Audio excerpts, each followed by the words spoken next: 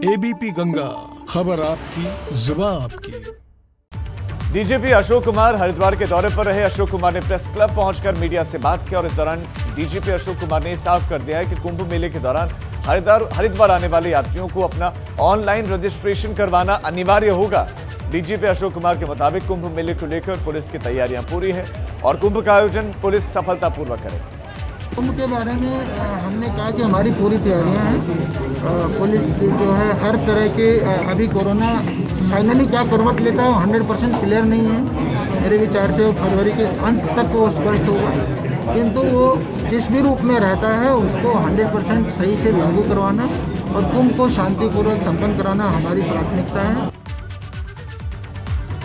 कुंभ में रजिस्ट्रेशन को लेकर संत समाज नाराज है। मुख्यमंत्री त्रिवेंद्र सिंह रावत ने कल ही अधिकारियों को बैठक में ये निर्देश दिए थे कि कुंभ के दौरान आने वाले तमाम श्रद्धालुओं को रजिस्ट्रेशन करवाएं और वो अनिवार्य मैंडेटरी नियम है। अब साथ ही एंटीजन टेस्ट भी करवाना अनिवार्य होगा। अखाड़ा परिषद के अध्यक्ष महंत नरेंद्र गिरी महाराज ने इस बात को सिरे से खारिज किया, नकारा। उन्होंने साफ कहा कि कुंभ में आने वाला कोई भी श्रद्धालु रजिस्ट्रेशन नहीं करवाएगा। औपचारिक बात करना अलग बात है, जो कार्य असंभव है वह संभव नहीं हो सकता, क्योंकि यहाँ करोड़ों की संख्या आएगी। अगर आप एक को चेक करेंगे तो 20 मिनट में 2 करोड़ लाइन लग जाएगी, तो संभालना भारी पड़ेगा। उसके पक्ष में हम बिल्कुल नहीं हैं। मेले में आपने निमंत्रण दिया है, आपके बोर्ड लगे हुए हैं, ईश्वरीय निमंत्रण दे रहे हो आप, तो ईश्वरीय निमंत्रण सब स्वीकार कर रहे हैं, सब आएंगे। मेले की व्यवस्था करने का दायित्व शासन का होता है, प्रशासन का होता है। संत महात्मा आते हैं, उसकी व्यवस्था में शामिल हो जाते हैं।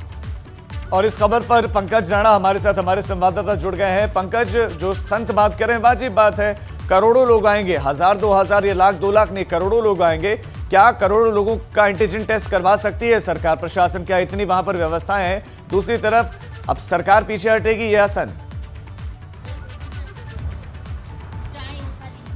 राजीव, देखिए ये बहुत आसान बात नहीं है कि जब कुंभ मेले के दौरान करोड़ों लोग आएंगे उनका सबका एंटीजन टेस्ट कराया जा सके और सभी का रजिस्ट्रेशन कराया जा सके, क्योंकि ऑनलाइन रजिस्ट्रेशन की व्यवस्था होती है। और पिछले दौरान लॉकडाउन के दौरान ये देखा गया है कि जो भी यात्री उत्तराखंड के दौरे पे आए हैं उन्होंने स्मार्ट सिटी पोर्टल के जो पोर्टल है उस पर रजिस्ट्रेशन कराया है और कई दिन तक वो बंद रहा है, हैंग होता रहा है वो पोर्टल। ऐसे में ये बड़ा सवाल खड़ा होता है कि सरकार जो दावे कर रही है कि उत्तराखंड में जब कुंभ का आयोजन होगा तो उसमें जो भी श्रद्धालु आएंगे उनको रजिस्ट्रेशन कराना अनिवार्य होगा, उनको एंटीजन टेस्ट भी कराना होगा, क्योंकि जो बॉर्डर एरियाज हैं वहां पर व्यवस्था बहुत कम होती है, बहुत ज़्यादा व्यवस्था नहीं होती है। स्वास्थ्य की चीज़ें उत्तराखंड में पता ही है सबको पहले से किस तरह की स्वास्थ्य सेवाएं यहाँ पर हैं। जो कर्मचारी हैं वो पर्याप्त नहीं है, पुलिस कर्मचारी भी पर्याप्त नहीं है। तो ऐसी व्यवस्था पर कैसे सरकार इन तमाम चीज़ों को आगे लेकर चलेगी, ये बड़ा सवाल होता है। लेकिन क्योंकि कुंभ का आयोजन बहुत बड़ा आयोजन उत्तराखंड के लिहाज से माना जा रहा है और ये आयोजन सरकार के साथ साथ जो यहाँ के साधु संत हैं, तमाम जो संत समाज के लोग हैं, उनके लिए भी एक बड़ा इवेंट माना जाता है। ये तो इसी लिहाज से बड़ा कार्यक्रम है, विश्व का कार्यक्रम है। पंकज, आपका शुक्रिया इस तमाम जानकारी के लिए।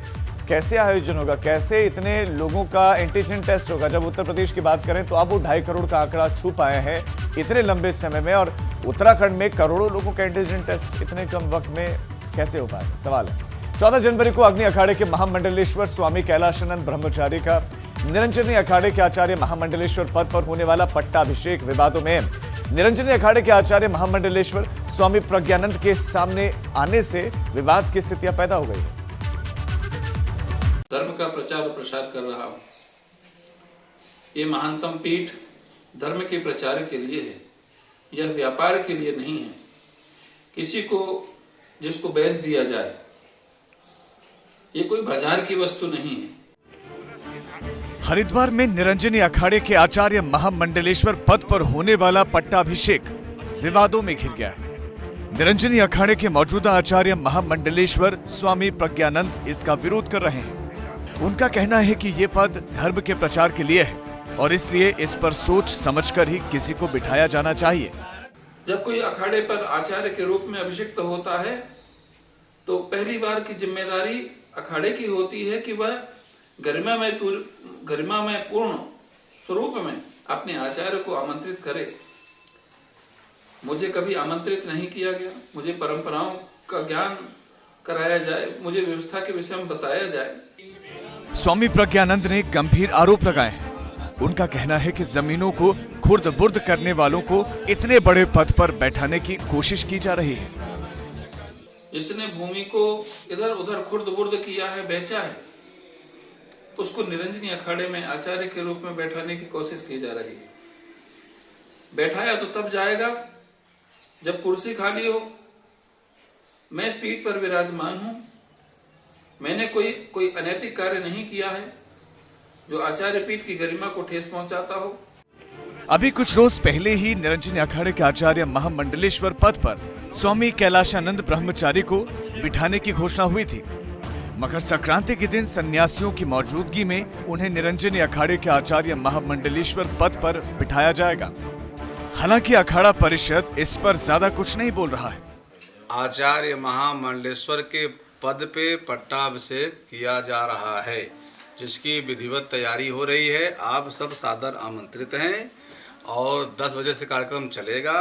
विधिवत जो हमारी सनातन परंपरा है उसके अनुसार महाराज श्री का पट्टाभिषेक किया जाएगा, जिसमें 13 अखाड़ों के आचार्य उपस्थित रहेंगे।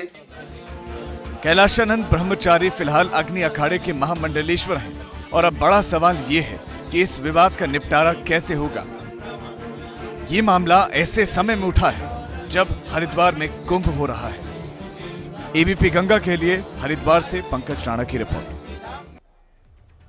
कांग्रेस प्रदेश प्रभारी देवेंद्र यादव इन दिनों उत्तराखंड के दौरे पर हैं। देहरादून कांग्रेस प्रदेश कार्यालय पर कांग्रेस की बैठक जारी है और इसी खबर पर हमारे ब्यूरो चीफ अजीत राठी हमारे साथ ज्यादा जानकारी के साथ जुड़ गए।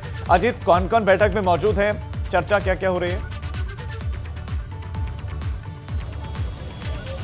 राजीव, देखिए मैं इस समय कांग्रेस भवन में हूं और आज कांग्रेस के प्रदेश प्रभारी देवेंद्र यादव का तीसरा दिन है।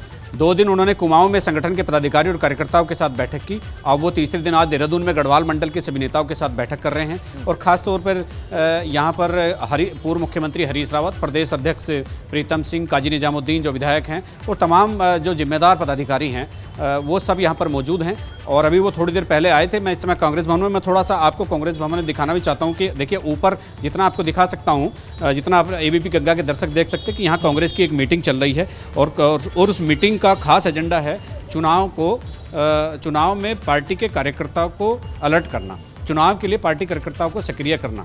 यहाँ पर हरीश रावत जी हैं और प्रदेश अध्यक्ष प्रीतम सिंह है, देवेंद्र यादव प्रदेश प्रभारी हैं। तो उनका अपना यहाँ पर जो ये बैठक का सिलसिला है, ये 3 दिन हो गया, तीसरा दिन है और चुनावी दृष्टिकोण से ये बैठक काफ़ी महत्वपूर्ण मानी जा रही है।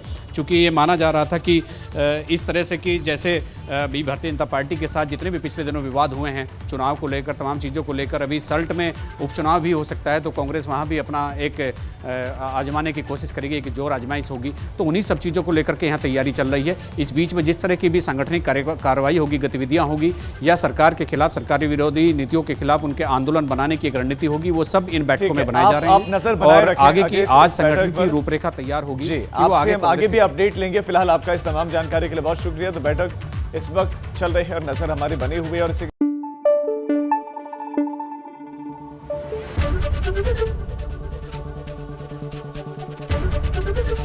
एबीपी गंगा, खबर आपकी, जुबान आपकी।